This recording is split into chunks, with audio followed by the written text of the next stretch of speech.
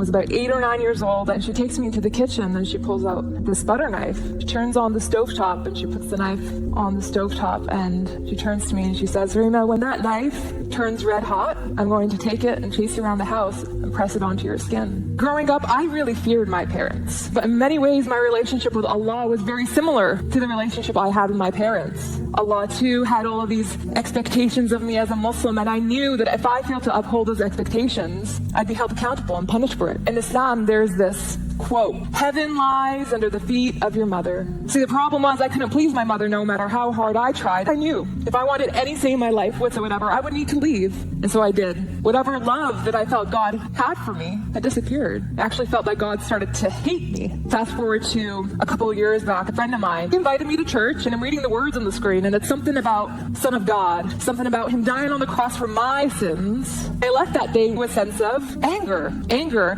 because what I had just witnessed as a Muslim, I knew to be blasphemy. One of the things, though, that I had a lot of issues in comprehending is the divinity of Christ. How could God condescend himself into man? God is too great for that. I came across this image. It describes an image of a mother and a daughter.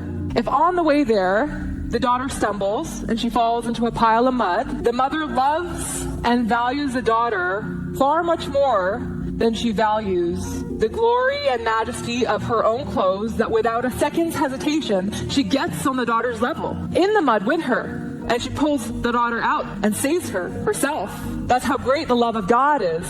He condescends himself into man so that he can get on our level in this big mud pile and pull us out of it himself.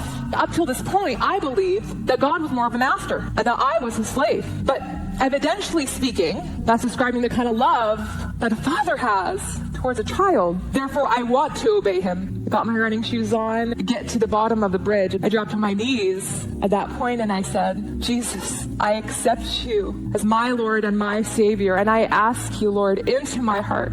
I thank you for dying on the cross for my sins. And Lord, I love you, and I know you love me. On that day, I gave the keys of my life to Christ.